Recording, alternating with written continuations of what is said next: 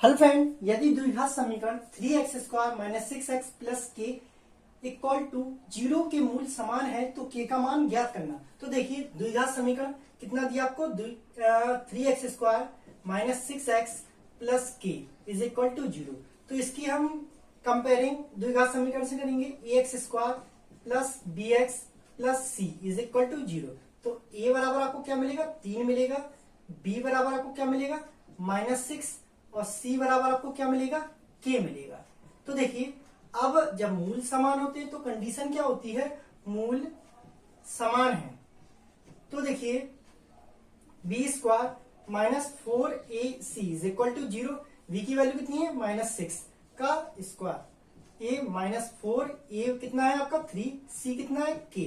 अब देखिए a 36 हो जाएगा, a 4 12 और माइनस का है तो इस साइड आएगा 0 के, तो ये आपका कितना हो जाएगा 12 के। अब हम 12 से 36 में डिवाइड देंगे तो कितनी बार जाएगा, 3 बार, तो 12 36, ये आपका k का मान आ गया 3।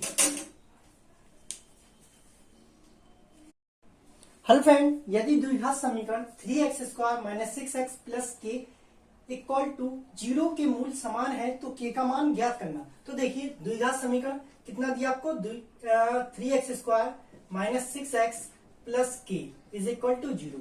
तो इसकी हम कंपेयरिंग द्विघात समीकरण से करेंगे, ax² plus bx plus c is equal to 0।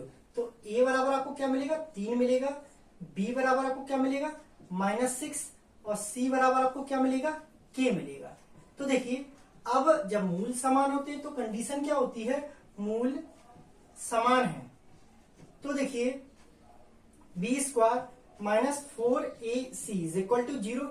v की वैल्यू कितनी है, -6 का स्क्वायर, a -4, a कितना है आपका 3, c कितना है k।